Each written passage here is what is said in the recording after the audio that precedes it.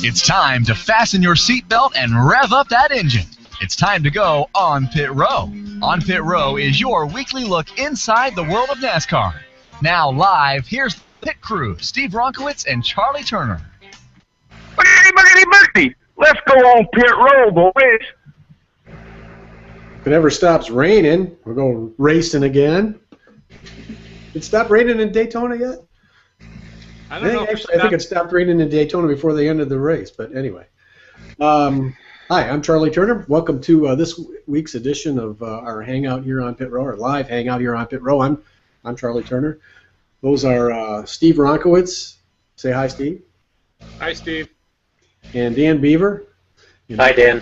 In sunny West Texas, the two comedians. Thanks, guys. We'll be joined at some point, we think, by Beth Ann Eisler if she ever gets to her laptop at this point. But anyway, so we had a big race this weekend. It started Saturday night, sort of, and well, never really started Saturday night. Then it kind of started again on Sunday morning, and then by mid-afternoon, Sunday afternoon, it stopped, and we had another one of those feel-good moments for NASCAR. What'd you all think of that? Quite interesting that you would think that the Daytona 500 was supposed to be a day race, and that ended up being a night race. And the Coke Zero 400 was supposed to be a night race, and it ended up being a day race. So I guess you look at the weather, and the weather's pretty well sucked pretty much around the country for most of the season so far. But they got it in, sort of got it in, got most of it in, got enough of it in, I guess is the deal. But there seems to be a whole lot of talk about whether or not this was another one of those moments where NASCAR kind of messed with the end and fell into a historic moment. It is that kind of thing. Dan has a word for this, and we're going to let him tell us all. Well, yeah, he's going to rain on my parade, but in my mind, there's too many good things that happen to NASCAR. There's something. Sorry. Okay, go. I got to use this leading into even qualification.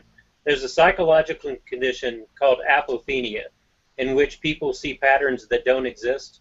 It's how paranormalists and conspiracy theorists come up with logical conclusions that nobody else sees as logical. So I think the word of the day or the word of the week has been apophenia.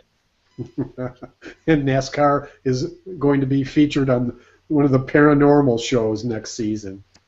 Yeah, that'd actually be great. A couple of paranormal magazines could boost their circulation by putting it on the front, NASCAR on the front. So I take it neither of you guys has any problem with the fact. I thought they ended the race a little bit early. Dan, when we talked earlier today, he said he thought NASCAR was just as bored with it as we were and just wanted it over with.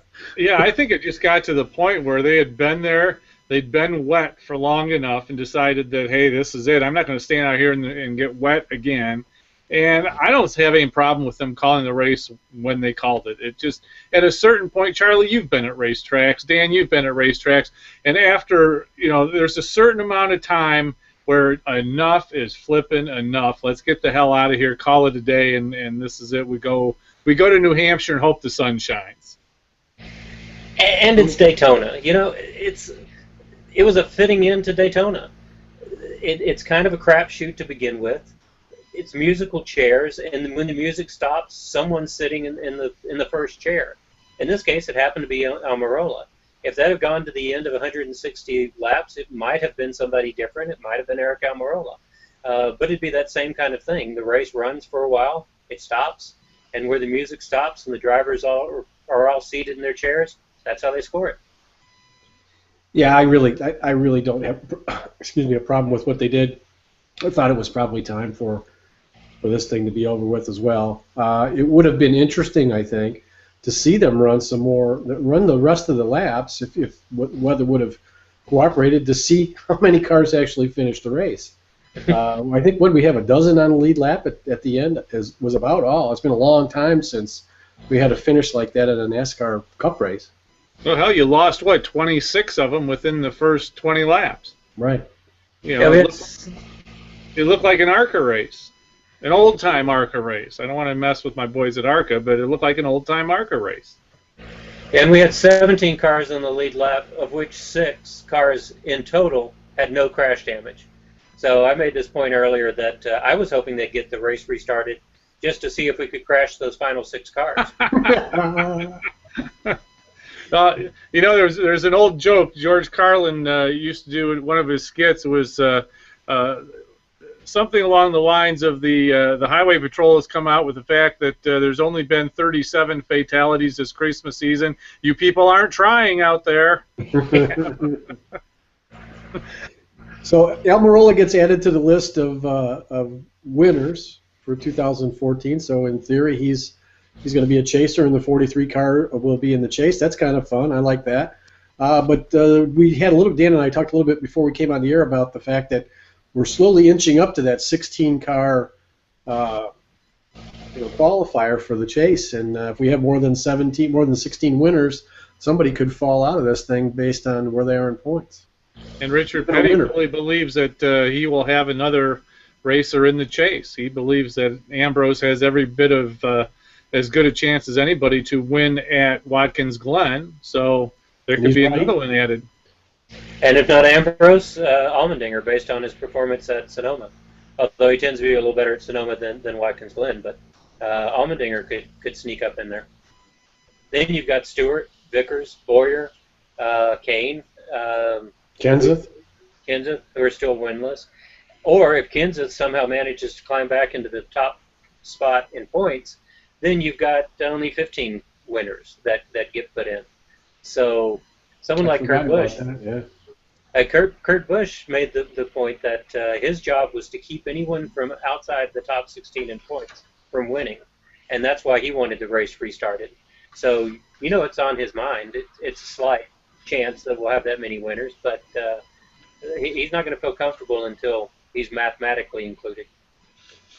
Well, what I want to know is, would he have wrecked Almirola to keep him from winning the race? Sure would. Why wouldn't he? And then just said, "Oops, it's Daytona." Yeah. There's no way to prove that anybody wrecks anybody intentionally. Hey, while we're speaking of that, I do want to point out that my pick for last week did finish 8th in that race. How'd the rest of y'all do? My guy was outside the second row in qualifying. Did I pick anyone? Yeah, you had. Who did you have? You did take somebody. I took Danica, and Danica did me proud, finishing in 8th out of that mess. But quite interesting was you look down at the top 10 and actually the top 13 and realize that there's only 3 guys in there that you would normally pick for any kind of a win at a race out of those top 13. Yeah, we're gonna have to start writing these down at the end of this show. Yeah, today I've got a screen up where I can put it in, so I'll try to make that my. Well, I know Charlie took Bobby Labonte. That I know for sure. So. And Beth wasn't with us to make a pick, and I said I thought she would take Greg Biffle. I said something to her about that a day later, and she said, "Oh, I wouldn't take Biffle. There's no way." So, but I don't remember who she said she'd take. So I'm still giving her Biffle. Well, Michael McDowell would have been a very good pick. He finished 7th, but probably not one of the first guys on the list for most people. McDowell? No, I don't think so. As much as I like Michael, I can't pick him. And he was a popular Twitter follow on Sunday, too, with all his stuff, driving home from the track. And he had a big day. He was very happy. There were a lot of guys that were real happy. I felt bad for Gilliland when he got wrecked out in that last big wreck. I thought he had a shot maybe to win for front row, and who knows. Well, those front 2 rows at the start, Gilliland, Sorensen, Labonte, and who did I say the other guy was earlier? Was it Casey Mears? It was Landon Castle. That's right. They all had shots at leading laps. They all ran really well at the front at the first before they got shuffled out of the draft or before the circumstances changed. So and the other point that I think needed to be made was the top 5 cars were 5 of the 6 cars that didn't sustain crash damage. So that's notable. Almirola, Vickers, Busch, Kurt Busch, Casey Mears, and Austin Dillon they were 5 of the 6 cars, along with Martin Truex Jr., who didn't get any kind of crash damage. So you manage to stay out of trouble, you can have a good day. It only seems to make sense that you would have such an odd group in the top 10 for the win after the way qualifying was. And again, you talk about new rules, and the first time that this is really kind of taken into account, the fact that qualifying is rained out after the first qualifying session, and you talk about turning everything upside down. Big time was turned upside down as far as who's going to start that race. Yeah, but and to kind of pay that off, an entirely different group of dark horses in the top 10 at the end versus the guys in the front. You had 6 drivers who started 25th or worse, which is something I keep track of for the Yahoo story I do, the qualification story I do each week. There were 5 at Daytona in the Daytona 500. There were 6 at Talladega for the May race, and now there were 6 for the Coke Zero 400 that started that far back. The average is about 1.8 per race. So it's just it's like mixing cookie batter. You just don't know what's going to end up on top. Well, before we, I'm sorry. Go ahead, Steve. No, I was just going to say it proves Dan's point when we were talking last week about the fact that it's impossible to pick who's going to win in any of these plate races. If it's not for the big wreck, which we had, or a second big wreck, which we had, and then rain, which we had over and over. You talk about throwing the cards from the top of the stairs and seeing who is the one that lands farthest down. It's a mess. And even if it's not for those things, the draft can be so unpredictable that it can kind of mix those things up. Someone can come from the back to the front and more likely go from the front to the back by making a mistake. So even 10 laps to go, you have no idea who's going to end up at the very front. Nope. But I guess that's why people like watching it.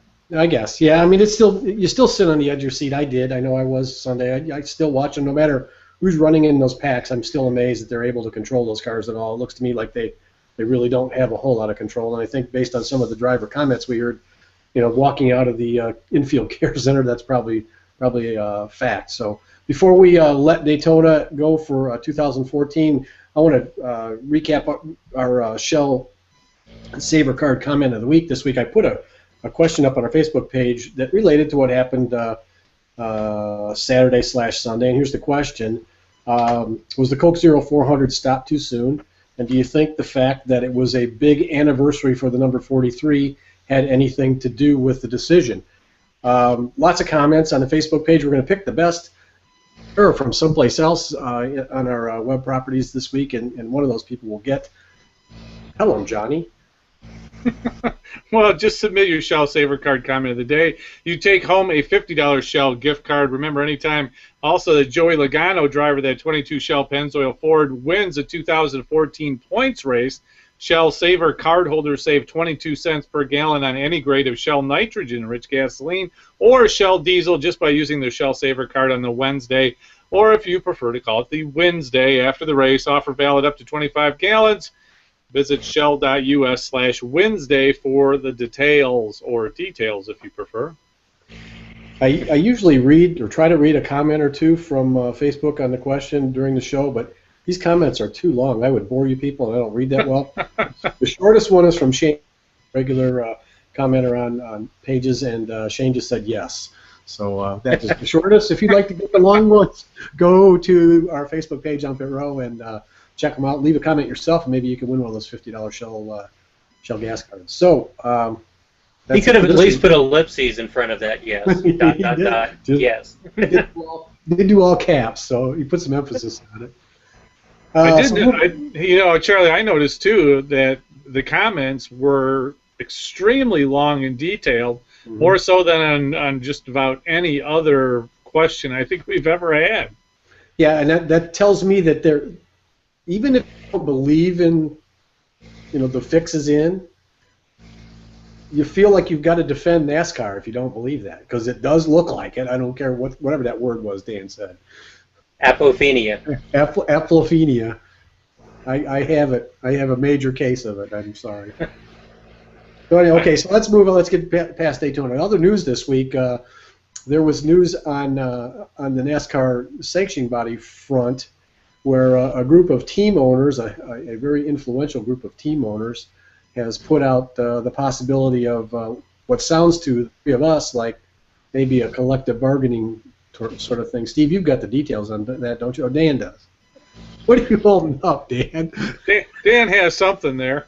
He's got his the history of the labor movement in the United States. NASCAR will make it in there.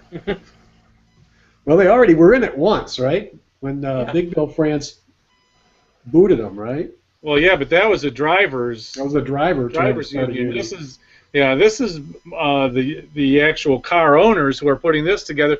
You know, and I got the sense that it was more a way for them to be able to market what they are trying to do to maybe bring more sponsorship in and not, step on each other's toes maybe. Also a way of keeping NASCAR from stepping on their toes. I mean, we've heard this story before, Charlie, and it's not just NASCAR, it's other sanctioning bodies as well. Is a car owner, car driver will go out and spend a huge amount of time courting somebody to come in and be a sponsor, and within 6 months, the sanctioning body is there nipping at their heels, looking to lure them away and become a official sponsor of whatever that sanctioning body is. And yes, I think we have heard that before. Yeah, we have heard that on several occasions, and you just look at it, and in NASCAR, it's the exact same thing. So, I think that may be part of it as well. That may be the part where the team owners are trying to tell NASCAR, keep your goddamn hands off my property. Yeah, I think that might be the part where NASCAR has a problem with it, too. They did come out with their vice president of communications, I can't remember the fellow's name right now, and I apologize for that, came out with a very, very short comment from NASCAR about what is it, RTA? Is that what that RTA? Yeah. Race Team Alliance? Is that what it's called? Yeah. NASCAR came out and said that they're not in a position to comment at all, basically, at this point. So it sounds to me like maybe they were caught a bit off guard by this, and maybe that was intentional. What it sounded to me like, this sounds to me, if I trust my memory, about 25 or 30 years ago, the formation of championship auto racing teams in the what was then IndyCar or Champ Car series by a group of owners led by Roger Penske, and that led eventually to the split between the open wheel racers here in North America. So I hope that doesn't happen. Yeah, it sounds like whatever it is, and I think one reason that NASCAR is having a hard time commenting on it is they don't know exactly what it is. I suspect the alliance itself doesn't know exactly what it is. If it's something as all-inclusive as we want to help manage all of our business propositions in a way that we don't interfere with one another, then it's so broad that it's essentially meaningless in terms of trying to figure out exactly what it is they want to do. But they are talking about some things require a 2/3 vote, some things require a 3/4 vote, but they're expecting it to, whatever decision they come to be binding for all owners, even the ones that abstained or said nay. So, to me, I don't think that you can dismiss the fact that there is at least some sort of collective bargaining going on in here. If they're going to bind people to the arbitration or to the decisions that are being made, and that doesn't mean that NASCAR is going to follow suit, but at least they've got one voice that they can go back to the sanctioning body with. And it could be safety. It could be there's some speculation of the TV purse next year. They may want that allocated a different way. It could be any of the stuff that tends to annoy the owners. Kind of interesting to see. My knee jerk is I don't see these 9 big teams being able to pull their oar all in exactly the same direction for any length of time. So I'd be surprised if it's still around 2 years down the road. Well, that's certainly a possibility. There's some huge egos and very successful business guys that are used to having their own way, no matter what they do. So getting them to pull in the same direction will be difficult, I think. This does sound to me like something that Penske would maybe orchestrate. Just being able to get all those guys to say that they might get together to possibly talk in one possible room at some point where they may think about agreeing, I think that in and of itself is something. As Well, you said. it could be a good thing for NASCAR too if it's done right and it's used in a constructive way. It could also be used as a huge club against small teams that are not part of the RTA, and against NASCAR itself, against certain tracks. I mean, there are a lot of things that could be done here that would not necessarily be positive. Again, and maybe that goes back to my conspiracy leanings, but this will certainly bear following, and I'm sure we're going to hear a lot about it. It's got to be one of the bigger stories as the season progresses that's not on the racetrack.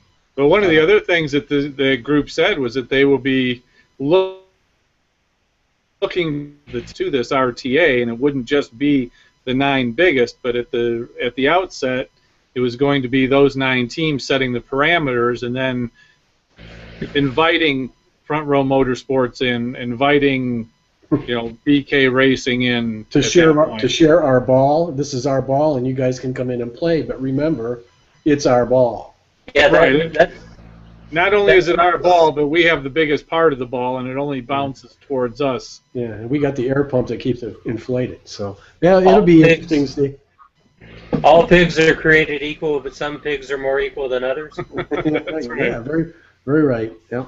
Here's watching, and I don't know if this is related or not, but Steve, you brought up before we got on the air again about this thing with the souvenir athletes back to join us. Welcome. Hey. So we're talking NASCAR business here right now. So Steve had heard something about some proposed changes in the fan zone, I guess, right? Isn't it what it is, Steve, that they're talking about? Yeah, basically what they want to do is put together one unified sales marketing tent, if you will, or venue where all the fans will go to pick up all the merchandise in one spot instead of having individual trailers that they have now. And I think, again, this is a way probably for NASCAR and or the team owners to find a way to get a bigger slice of that pie. Probably NASCAR would be my guess. NASCAR is the one who has kind of come up with this idea under the guise of cleaning up the area, I guess, is kind of what they're talking about. Well, to me, as you know, we've been going to races as quasi media for a while, but to me, part of the charm of going to the racetrack is that whole fan zone experience. I like walking through the souvenir trailers and kind of getting the carnival atmosphere that you get at smaller tracks and on a bigger, major league level. I'd hate to see that go. What do you guys think? Well, I don't know that this means it's going. I think it just means that they want to control it in a different way. And they can still have events. They can still have driver signings. They still have the exact same merchandise. And if they've got a little more revenue that they can throw at it, they can improve the events. They can increase the driver signings. So I would take a wait-and-see approach to this, see what it looks like. I don't buy a lot of souvenirs at the track anyway, so I guess I'm probably not their target. No, I'm not much of a souvenir collector. I'm not a collector at all, but I just kind of like the ambiance of walking through there. And if they don't change that a whole lot, I guess I don't have a problem with it. But Sam, what do you think? I mean, you kind of like those carny atmospheres. What did you think if they changed that in a major way? Well, what's the idea? They're going to have one big long line of people waiting to get merchandise, or are they going to have several setups? Because, I'm picturing who wants to stand in line for, if your driver is not the most popular driver, you can go up to that trailer and get the stuff and go, I don't know. I guess that depends on how they're going to set it up. I like walking through and looking at the artwork on the trailers and, all that kind of stuff. So I'm skeptical. I'm envisioning a tent like Walmart with 47 checkouts available and 3 open. Yeah, I mean, it's Steve had said earlier before we came on live that he thought maybe it was going to be something like the PGA does, and I've been to some PGA events where they have one great big tent where you go in and you can buy all the official USGA gear for that particular event and that golf course and stuff. And it's a cool thing, but you do have big long lines to get in the tent. And then once you're in, for a NASCAR race, it would have to be huge. Walmart's probably not too far off, Steve. Well. And this is apple and oranges, but there are a couple of short tracks that do this, and it's worked out okay for them. Route 66 Raceway here in Texas, Elko Speedway in Minnesota, they both have stores where you go and buy the merchandise rather than temporary trailers. So, like I said, I don't know enough about it. I don't know exactly what it is they want to accomplish. You can bet that if NASCAR is involved in it, they want to make it into a greater profit center, in one way or the other. But that isn't necessarily a bad thing. No. Okay. So we've come to a point in our show when we talk about the next race, I think. And the next race is at the Magic Mile. Sorry, I almost said Monster Mile. Magic Mile, New Hampshire, Loudon, New Hampshire Motor Speedway. Mile track, relatively flat.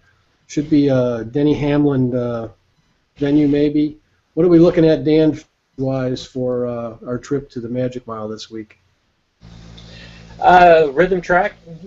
I think the short flat tracks are fairly comparable.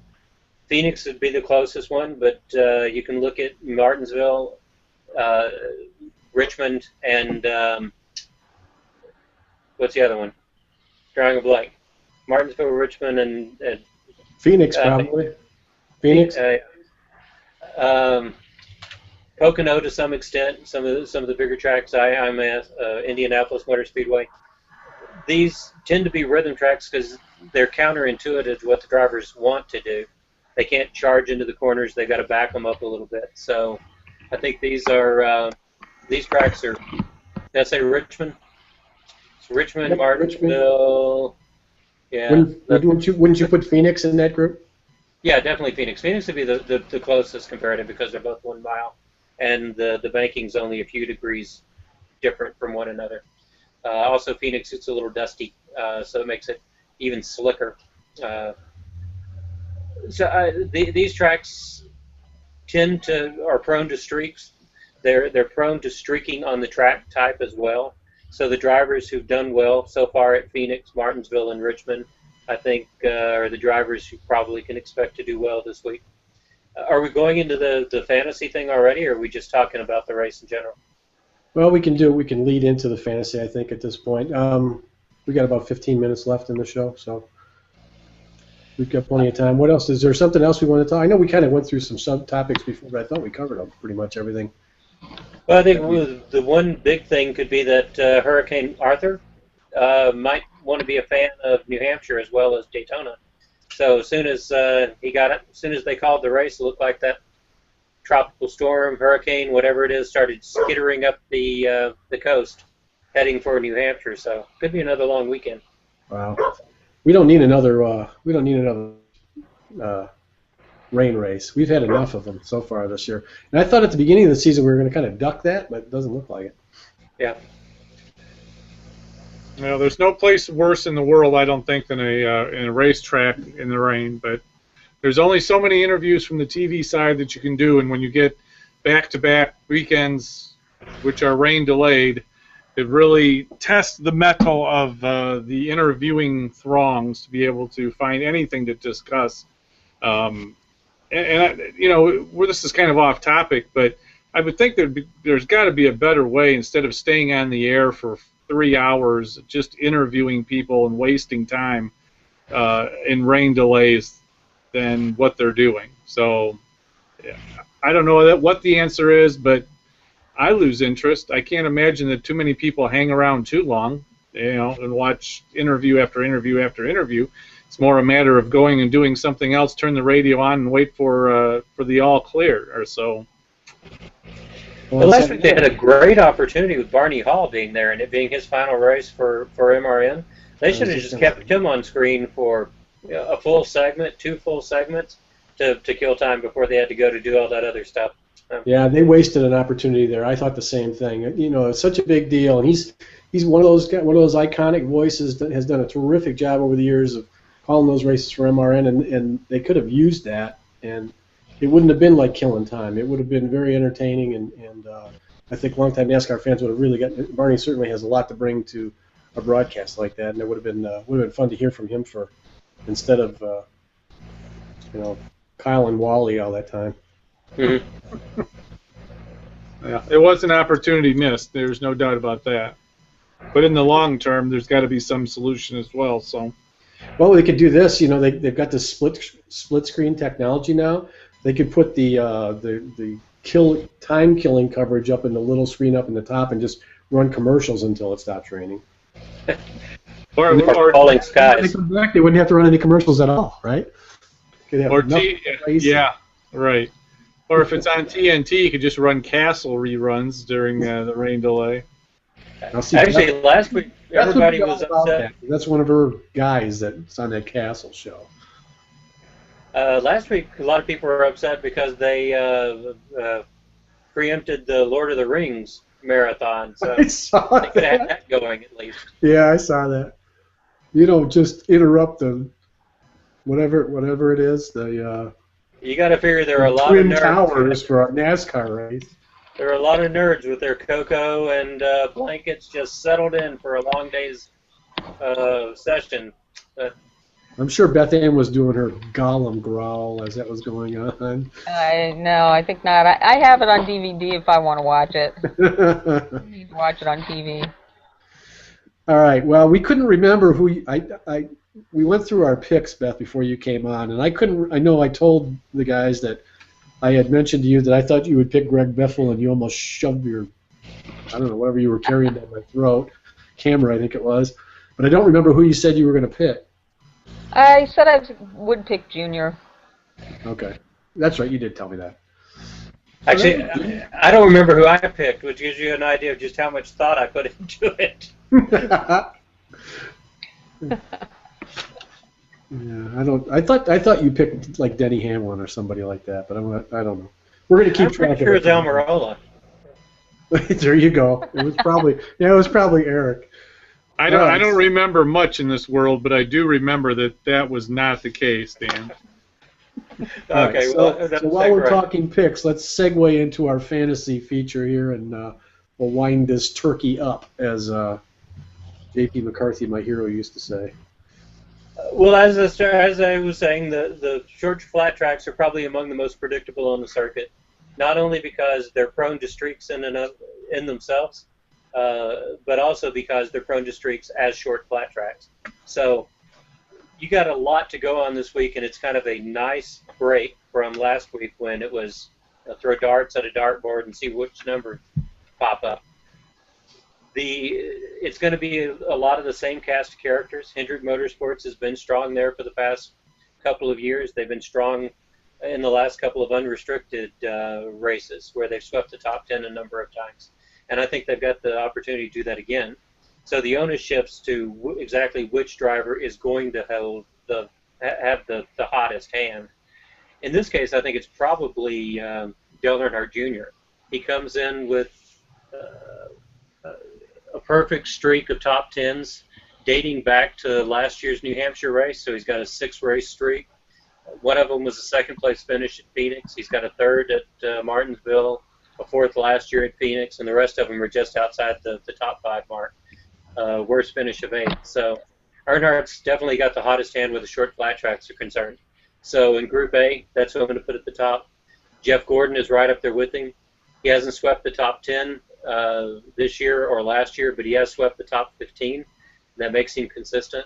He's got the Martinsville victory last year. He's got a second-place finish at Richmond this year. That could have been a victory without the same normal problems he has with restarts. So those would be my 2 top picks in Yahoo's Group A. You jump down to Group B, and you got to be a little more careful there because it is still that same cast of characters. Keselowski and Logano obviously are going to run well there, the same as they've run well every place else. But you start to run into allocation management more there because you've got 2 starts versus 1 start each week. And it's a lot easier to over-allocate or to exhaust drivers down in Group B. The problem is that there's some conflicting stats. Edwards has not always been strong on short flat tracks, but he's gotten a lot stronger in recent years on this track type. He hasn't had it's been difficult for him to have consistent momentum this year, but he has a sweep of the top 15 on the short flat tracks this year. An 8th at Phoenix, a 13th at Martinsville, 9th at Richmond. So he's got to be in there someplace, and you hope that he's not going to have he's not going to stumble. Ryan Newman always does well on this track. So I think that's another one of your Group B picks to look at strongly this week. And after you get beyond that, Brian Vickers has been coming here all during the time that he ran his part-time schedule, so he's never lost a beat here. And I believe he won last year's fall race here. So Vickers is another strong pick. I would put Logano and Keselowski on your teams just to hope that they get the bonus points. But I would go ahead and expect or decide which 2 other drivers I want to start in B, put them on there and put them in the lead positions and probably just leave them there. And whether that's Edwards and Newman or Vickers or even Biffle, I don't think makes as much difference because all those drivers have the capacity to finish in the top 15, and the final pit stop's going to show who comes out on top. Then when you get down to C, we finally have a little relief again. You got Jeff Burton in the number 66 car this week. That team has an A and B version, and they'll bring the A version this week with full support from Michael Waltrip Racing. Burton's got his 4 victories here back in his Jack Roush days. He's got another decent streak with RCR. He faded for a little bit, but last year he swept the top 10 again. So I think that puts him back at the top of his game, and he's looking to finish in the top 15. Probably not much better than that. Probably won't get a top 10. I'm not sure the car's capable, or the team's capable of it, but he is certainly capable of being in the top Group C driver. Beyond that, pick him.